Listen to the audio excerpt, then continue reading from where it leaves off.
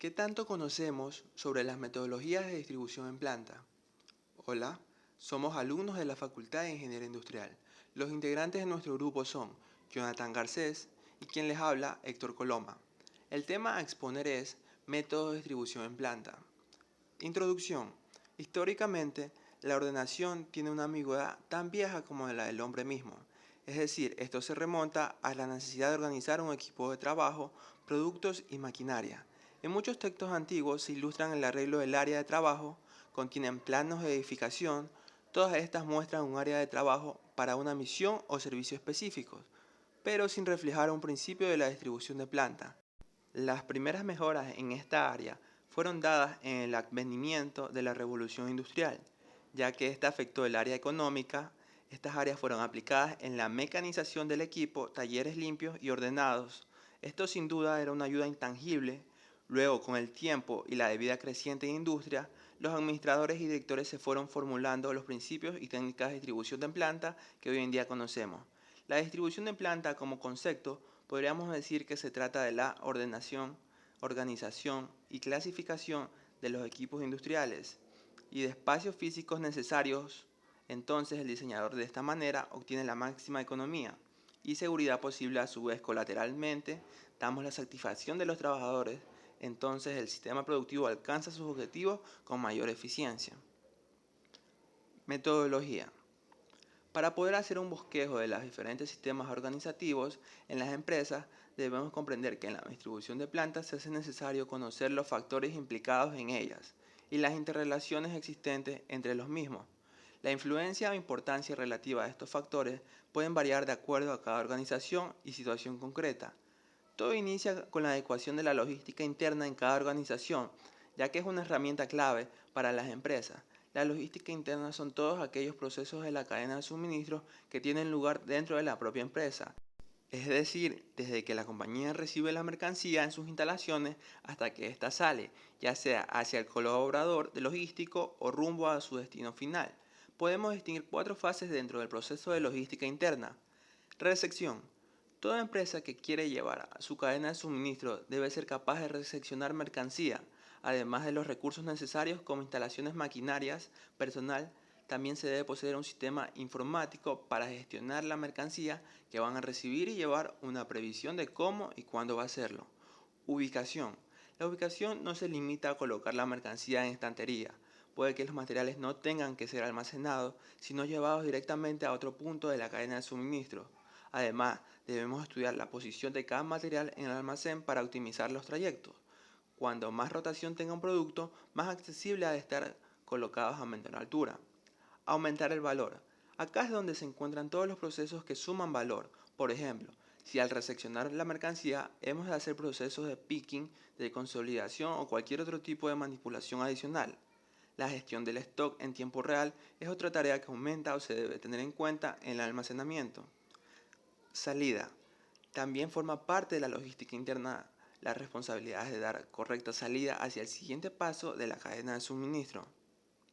Métodos de Kraft. Este método es un método heurístico para la distribución de plantas desarrolladas por Buffo y Bollman en 1963 y por su traducción en inglés Computure Relative Allocation of Facility Techniques. En español quiere decir asignación relativa computarizada de instalaciones técnicas. Este método se centra en minimizar el gasto de recursos económicos por movilización de áreas, personal, materiales, equipos, maquinaria, etc. Para la ejecución del modelo matemático se necesita tener una distribución inicial y su costo. Según Cisneros, se forman parejas con las áreas o departamentos para calcular el costo de movilización.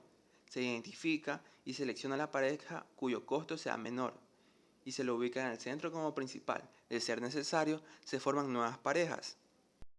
Método de planeación sistemática de distribución de planta SLP.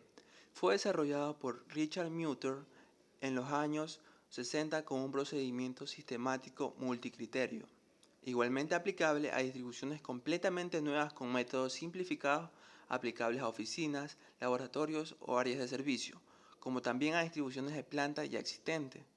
Consta de las siguientes fases. Fase de definición. La fase de definición incluye la fase de un análisis de producto y cantidad. Fase de análisis. En esta fase se incluyen varias etapas como lo son relación entre actividades, flujo de materiales, diagrama relacional de actividades, factores influyentes, entre otros. Fase de síntesis. En esta también se incluyen etapas, una de ellas es factores influyentes, limitaciones prácticas y la creación de algunas alternativas. Esta se parte del diagrama relacional de espacios y se parte de los requerimientos internos del confort del personal en su puesto de trabajo. Además, en el diseño de plantas se deben analizar si el espacio para cada puesto de trabajo es marcado por las normativas de seguridad y salud, asimismo los pasillos de acceso a diferentes zonas. Fase de evaluación, selección, implementación y seguimiento. Una vez culminada la fase de síntesis, se debe realizar una evaluación de estos para poder seleccionar la solución óptima para la implementación. En esta fase se debe plantear criterios de selección. En el siguiente gráfico se observa el diagrama relacional de actividades. Este es un diagrama de doble entrada, en el que quedan plasmadas las necesidades de proximidad entre cada actividad y las restantes, según los factores de proximidad definidos a tal efecto. Su relación se expresa mediante código de letras, que siguen una escala decreciente con orden de 5 vocales. A representa absolutamente necesaria, E especialmente importante, I importante, O importante ordinario, U no importante. En muchos casos la van a encontrar con una consonante, la letra X, que representa que es rechazable o indeseable. Método de Corelak. Este método fue desarrollado en 1967 por Lee y Murray. Este método introduce secuencialmente las actividades en la distribución. El criterio para establecer la ubicación adecuada de cada una de las actividades se basa en el índice de proximidad, Total Closeness Rating, que es la suma de todos los valores numéricos asignados a las relaciones de proximidad del diagrama relacional de actividades. Método de ALDEC. El método ALDEC, Automate Layout Design Program, fue desarrollado en 1967 por Seahawks y Evans y se basa en un algoritmo de barrido. El método ALDEC incluye datos como la forma del edificio y la posición de los elementos fijos, tales como huecos de ascensor, escaleras, etc., y si se desea el emplazamiento que se haya decidido fijar para los determinados centros de actividad. Conclusiones. Se recolectó y analizó la información de los fundamentos teóricos en los cuales se basó esta investigación, lo cual permitió analizar las diferentes metodologías usadas en la actualidad para el diseño de distribución en planta. Es recomendable realizar un diseño de distribución en planta antes de crear nuevas instalaciones, con el fin de conocer el espacio realmente necesario para trasladar el área deseada, y así no tener espacio subutilizado o, caso contrario, falta de infraestructura. Se debe considerar para métodos de distribución planear el proceso y la maquinaria a partir de las necesidades de la producción. El diseño del producto y las especificaciones de la fabricación determinan el tipo de proceso a emplear. Determinar las cantidades o ritmos de producción de los diversos productos antes de calcular qué procesos se requieren. Después de dimensionar estos procesos se elige la maquinaria adecuada. Los métodos vistos son fáciles de aplicar en la pequeña y mediana empresa. Eso sí, contando con la colaboración de los expertos en las distintas áreas a la hora de tomar decisiones de cambio como electricidad y construcción, siempre que se necesiten. Muchas gracias.